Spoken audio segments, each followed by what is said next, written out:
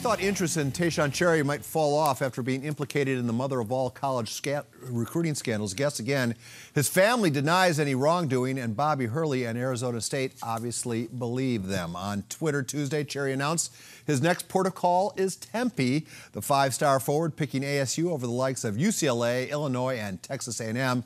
So USC not only loses another key cog in their recruiting class, the Trojans will now have to compete against him.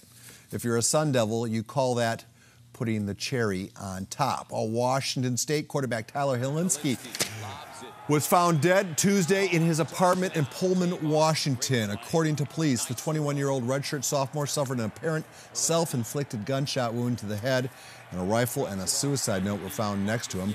Hilinski is a Southern California native and was known to locals for his appearance most recently in the Holiday Bowl last month. All right, and happier stuff. We'll start at La Jolla. Vikings welcoming #1 Mission Bay into the court. The Vikings' Benzad Hashimi hits for one of his 4 3-balls right there.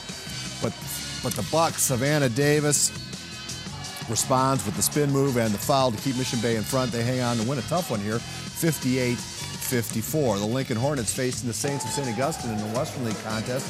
That's Tyson McWilliams taking the pass and finishing off with 2 of his 13 right there.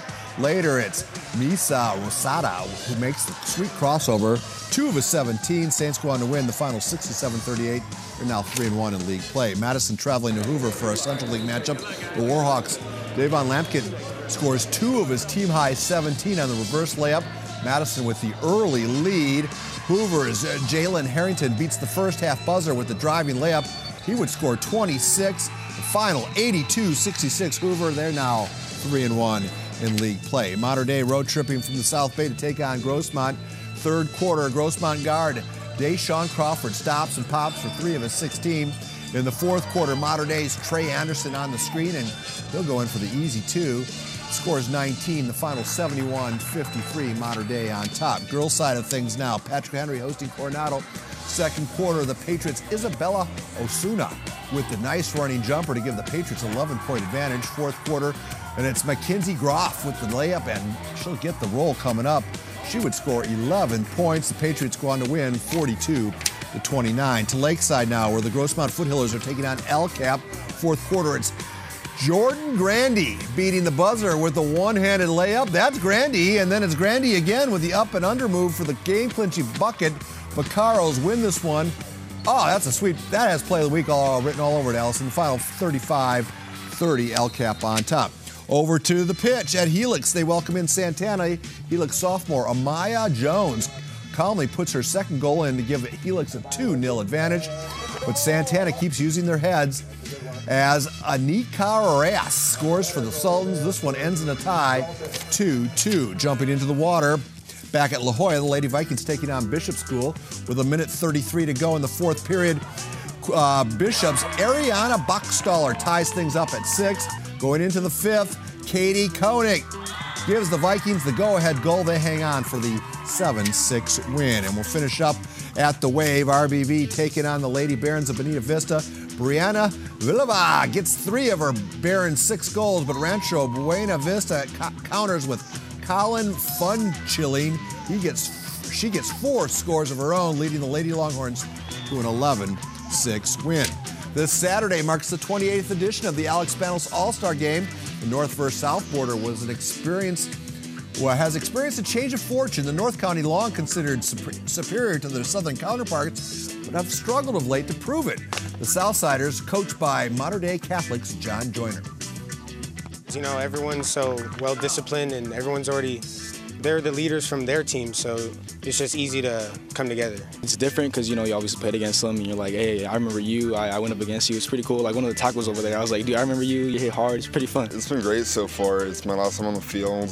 I'm going to give it everything I got, and I'm looking forward to a good game. The North All-Stars are practicing at Rancho Buena Vista under the watchful eye of Joe Meyer and his staff. Meyer's bunch working to get the offensive defensive game plans installed ahead of Saturday's game at Mesa College. Kickoff 6 p.m.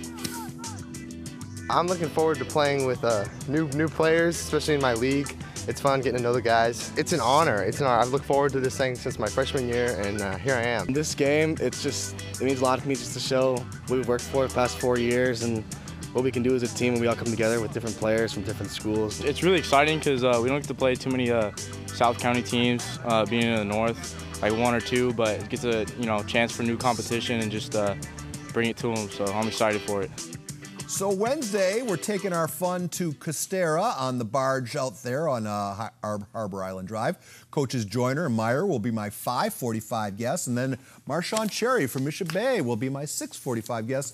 So a lot of cool stuff will be discussed. Hope you tune in Wednesday as KUSI moves on to Costera. Coach Dutcher met with the media Tuesday morning to briefly discuss the 3-point loss to Boise State and, more importantly, look ahead to the home game with Fresno State. 5 games into conference play, the Aztecs are already 2 back of the front-running Nevada Wolfpack and a game and a half behind those second-place Broncos. Coach Dutch, though, has a formula in mind, and he plans on sticking to the plan.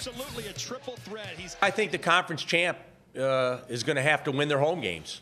And usually the formula is you win all your home games and you try to split on the road. We have a very big game against Fresno. They've suffered a couple home losses, so I know they're hungry to try to get one of those back on the road. I'm anticipating a very aggressive, physical game from both teams. Both teams will be playing desperate and trying to get a win.